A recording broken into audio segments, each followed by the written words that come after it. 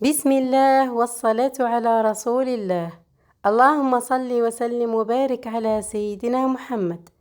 السلام عليكم ورحمة الله وبركاته. إن شاء الله تكونوا بخير ومهنيين. اليوم بإذن الله من وصفات سارة جيتكم حندلكم وصفة المقروط. شوفوا باه تجيكم بهذا اللون، بهذا التبسيس، بهذا البنة. تبعوني حنعطيكم مقادير بالتفصيل.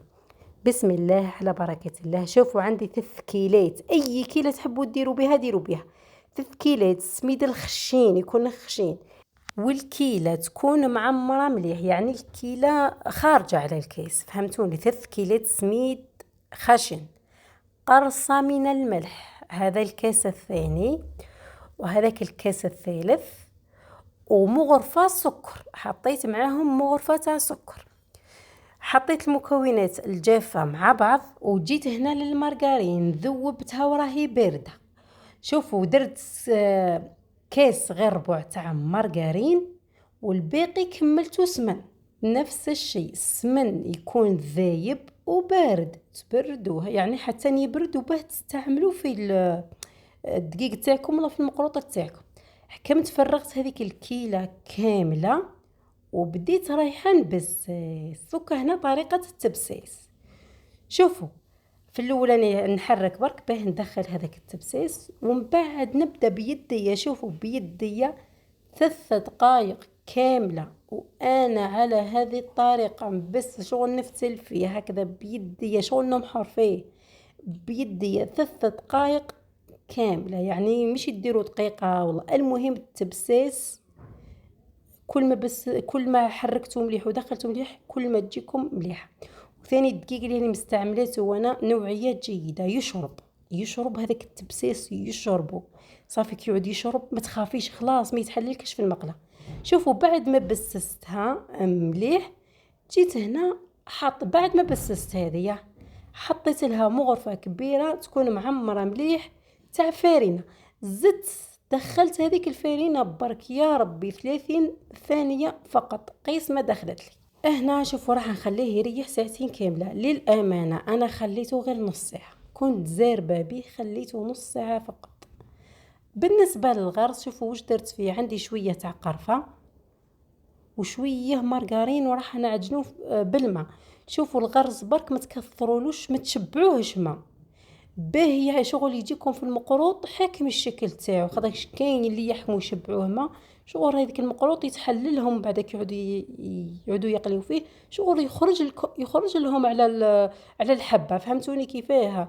انا هنا الماء راح ندير شويه برك، اصلا في اصل الغرس راهو طري، شريته هكذا عادي يتباع واجد والله غير هايله.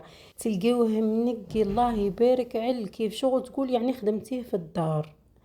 شوفوا هنايا كيما شفتوا راني نعجن فيه، لازم تعجنوه، وكيما قلت لكم ما يلزمش يكون طري بزاف بزاف، ما تروحوش تطريوه بزاف. دوك نحط لكم القوام تاعو في الاخر. هنايا اللم برك نعجنو يا ربي دقيقه ولا قيس ما يدخل لي هذاك الماء وخلاص. شوفوا هنا راني لميتو درتو كويره، واللي درت شويه زيت في يدي، يعني حطيت شويه زيت في يدي، وراح نديرو حرابش على حساب من بعد الحربوش تاع السميد اللي راح نديرو. تحبوا نتوما كاين اللي يطولوهم بزاف، انا صراحه ما نقدرش نطولو، نديرو مليح برك، يعني مو كبير مو صغير. هنا دوكا نرجع للسميد بعد ما خليته نص ساعه فقط. دوكا راح نقسمو على زوج في النص ونبدا نخدم فيه. ليه انا قسمته على زوج هنايا؟ باه ما ينشف ليش، سيرتو كتعود كميه هكذا كبيره وراح ينشف لكم. اخدموا بالنص باك، شمخوا بالنص. شوفوا واش درت نص تاع ماء ونص تاع الباقي تاع مزهر. وهنا رايحه نبل فقط، ماشي تروحوا تكبوه، نبل قيس ما يتلم لي هذاك السميد، ما تخليوهش ناشفه.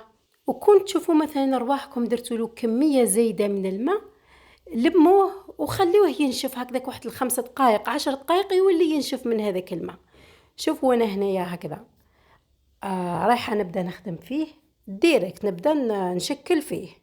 شوفوا القوام تاعو كيفاه يكون، ما يكونش يبس وما يكونش طري، يكون مليح برك القوام تاعو. دوكا هنا نحيت كميه ورايحه نبدا نشكل هكذا. درت حربوش يكون شويه خشين، يكون خشين على الغرس، خشين عليه. شوفوا هنايا كيفاه بديت نشكل بهذه الطريقة، ولي نحط الإصبع تاعي في الوسط ونحط هذاك الحربوش تاع الغرس اللي درته. واذا ما كفاكمش زيدوا كملوا عليه عادي. هاني انا زدت قطعت من الحربوش الاخر وزدته ونولي نغلق. شنو هي ما كانش اسهل منه والله، غير هكذا كي تشوفي تقولي واعر، بصح تحطي فيه يدك رايحه تمشي فيه يدك ما تتصورش كيف تمشي فيه يدكم. شوفوا بعد ما شكلته قبل ما نبدا شغل ندور فيه لضوا عليه برك هكذا شويه. بعد ما انا بعد ما نضيت عليه وبديت نرولي فيه جاني طويل بزاف، وليت قسمته على زوج. كي نقسمو هكذا على زوج نصيب راحتي في الخدمه تاعو ويجيني ساهل، اسهل من انه يجيني طويل. كي ديرو طويل وحده شويه يقعد خشين وجزء يقعد رقيق، على بها نولي نقسمو هنايا. هاو هنايا بعد ما قسمته شوفوا نكمل الكميه اللي عندي كامل بنفس الطريقه كما راكم تشوفوا، ونزيد نشمخ الكميه اللي بقات لي ثاني بنفس الشكل. شوفوا بعد ما نكمل واش ندير، انا ما نجيش نطبعها ديريكت، لا نخليها تريح على الاقل 20 دقيقه. تزيدوا تخليوه ينشف مليح، لازم ينشف مليح. بالنسبه انا لا راني ندير له هكذا لانه عندي طابع دوك نعته لكم. بعد نعته لكم شغل يجي هكذا مسطح شويه. شتو كيف راني نديره، جبت الطابع وضغطت بهذاك الطابع وعدلت. شوفوا دوك تشوفوا الشكل اللي خرجه لي، عدلت هكذا باه يجوني الحبات كامل كيف بعضها. شوفوا ها كيف يخرج لي الشكل تاعو. المهم كل ما نطبع راني نعدل على الحوافه باه يجوني الحبات قد بعضهم كاملين. ومن بعد جبت موس وبديت نقسم فيه على حسب الطابع وشغل يحدد لك الحبات. ها شوفوا هنا كيفاه جاني، قسمتهم كامل ويجوكم كامل قد بعضهم، لخاطرش الطابع كيما قلت لكم يحدد الحبه تاعو. والحبات ما تخافوش راهم يتهزوا بكل سهوله. شوفوا من الاحسن ها الطابع هذا هو الطابع اللي قلت لكم. شوفوا من الاحسن نستخدموا المقروطه تاعكم كامل وباه تقليو من الاحسن. شغل كي يزيد يريح اكو في نفس الوقت راكم تخدموا في نفس الوقت الحبات اللي خدمتوهم يريحوا. دوكا هنا راح نجي للقليين. شوفوا باه تعرفوا الزيت تاعكم سخون ولا ما سخونش، نحيو شويه من العجينه وحطوها. لاش شفتوها غليت وبدات تقالب هكذا تغلي هكذا، اعرفوا ملي الزيت تاعكم راهو سخون.